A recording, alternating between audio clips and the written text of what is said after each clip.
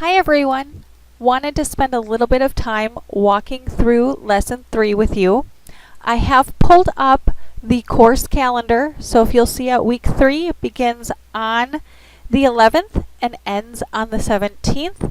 Now I do sometimes open them a little bit early, and you're more than welcome to start working on them and asking me any sort of questions, but just keep in mind the end due date, which is usually Sunday, September 17th. We are going to focus this week on applying listening skills, so that will require you to read Chapter 5, view the Chapter 5 PowerPoint, post to the discussion board, reply to the discussion board, and then complete a couple of activities that relate to listening along with a quiz. And then on the far column, it just shows you here when your original posts for the discussion should be submitted, and we've been really great at practicing having the original post uploaded by Saturday 11:59 p.m. and then responding to at least two other classmates by Sunday, September 17th. And then again, all other activities by the 17th as well. So let's take a little gander at this lesson, shall we? I'm in our course in E360, going to Lessons, going to the lesson titled Lesson 3, Listening. And again, I have a little brief overview of what the lesson will entail, along with some due dates, the competency related to the lesson, and the objectives for the lesson. Reminder to read Chapter 5. And then again, this PowerPoint given to you in this lesson is just an additional learning tool. So if there are activities within that lesson you wish to complete, you're more than welcome to, but know that I won't be requesting you to submit those. For our discussion this week, we are going to have an opportunity again to practice recording. So I have posted how to record and submit your recordings. A reminder, please avoid submitting your recordings in a movie file or an MP4 file. They take a considerable time to download, and if I'm not using my computer at work, I do a lot of grading at home. If I'm grading at home, oftentimes it can take up to a half an hour for some of those to upload because I don't have the proper software. So that's why I request that however you record, whether that be using a web camera or the recording booth here at CVTC, the Business Education Center, that you upload your video to YouTube and then copy and paste that link into the discussion. So you'll do that based upon the discussion for the week, and this discussion is titled Situations in Listening.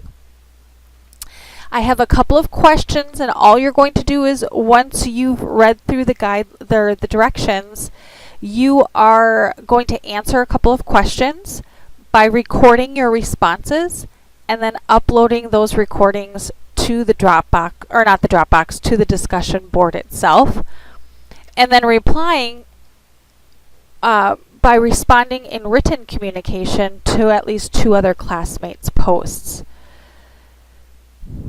Next, you have a listening and paraphrasing assignment, and this is going to require you to attempt to engage in listening with somebody at work, home, school, or some sort of social setting for about 5 to 10 minutes. Think of a topic for the discussion along with 3 questions to ask the person. And then while the person is speaking, you're going to be attempting to listen and paraphrase where it's appropriate. So you should be attempting to paraphrase by changing the speaker's wording, offering an example, and reflecting on underlying themes. Once you've done that, you're briefly going to type up a paragraph reflecting on what the conversation was about and include the questions that you asked. And then in a complete sentence on that same document, you're just going to write up a response to the following question, which is which of the approaches seem to help the speaker the most? Trying to change their wording, offering an example, or reflecting on underlying themes. Next, in a complete sentence, you're going to write about which approaches felt most natural to you, the listener. Was it changing the speaker's wording, offering an example, or reflecting on underlying themes?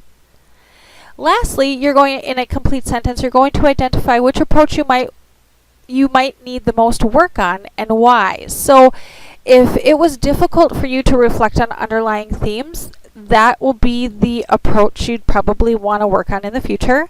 And then just talk about why you want to work on that. For some, it might be difficult to reflect on some sort of theme if the conversation is only 5 to 10 minutes in length.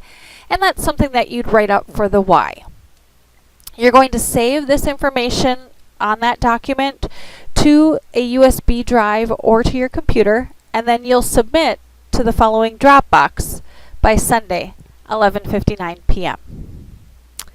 Following the listening and paraphrasing assignment, you have a listening survey. So you're going to be assessing your type of listening by clicking on the file below.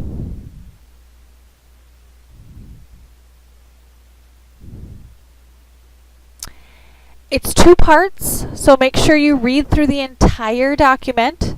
The first part is a survey that you'll take, and you can simply just complete it on this survey. So I have students who will identify which number as it relates to the question it's asking, and then simply just highlight it. You can do that. I've also had students who will choose a number, but then have it in a different color. Whatever you want to do, you just use this document though.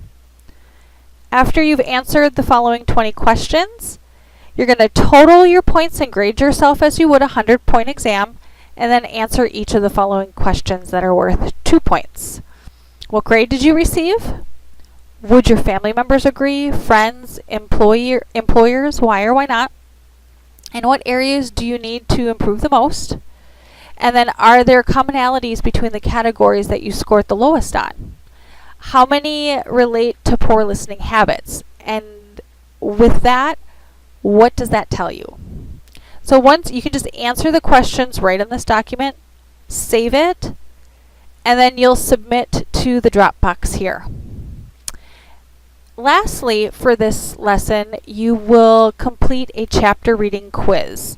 It's just like the other one you did for the previous lesson. So you'll have 10 questions, 5 will be multiple choice, and 5 will be true and false. You're allowed to take it multiple times up until the due date, or whichever comes first.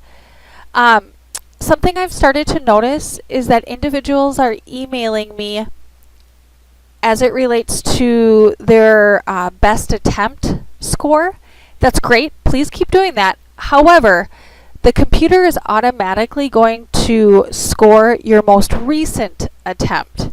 You need to email me if it's a previous attempt. So if I took the quiz 5 times, but my best score was the 3rd time I took it, that's when I would email my instructor and be like, I want the 3rd attempt recorded.